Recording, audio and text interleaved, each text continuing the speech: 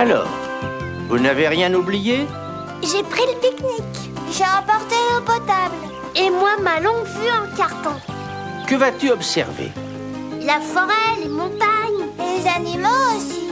En attendant, venez au bout de l'île, on va pique-niquer. Là-bas, on a un très beau point de vue pour observer les collines alentour.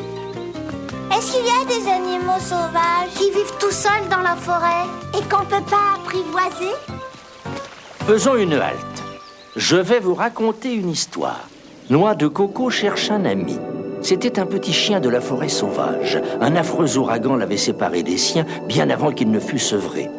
Mais il survécut car il était robuste et très énergique. Sa vie n'était pas très amusante. Il devait se défendre contre la faim, le froid et toutes sortes de terribles dangers.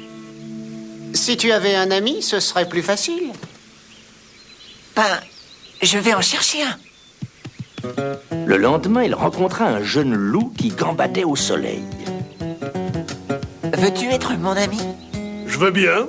Qu'est-ce que ça veut dire? C'est nous défendre l'un l'autre contre la faim, le froid, le danger. C'est jouer ensemble, nous comprendre et nous aimer. Soit.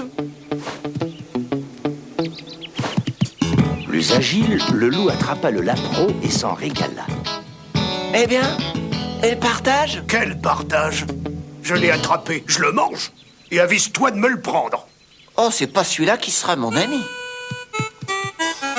Le lendemain, il vit l'ours qui se baignait dans le ruisseau. Quelle magnifique fourrure!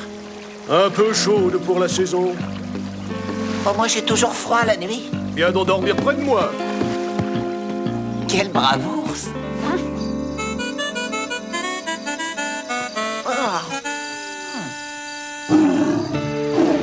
Mais au milieu de la nuit, un grognement horrible le réveilla. N'as-tu pas bientôt fini de remuer? Impossible de dormir avec toi. Ah, celui-là non plus, ce sera pas mon ami. Un jour qu'il rêvait tristement, Tu ne me connais pas? Non? Je suis le brave des braves, je n'ai peur de rien et je protège tout le monde. Peux-tu me protéger un peu? Je suis si petit. Ne crains rien désormais.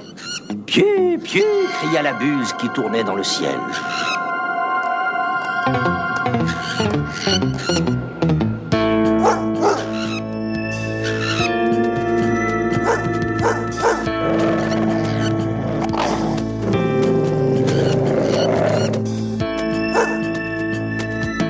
Quel faussard de lièvre!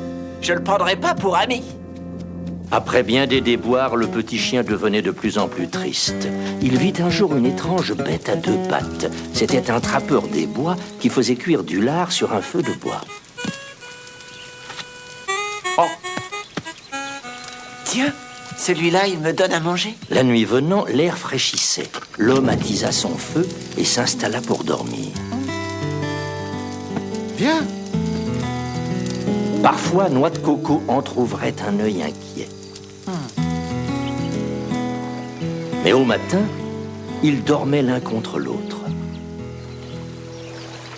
Ah, celui-ci m'a laissé dormir auprès de lui. Tu es brun. Tu as un long poil rude.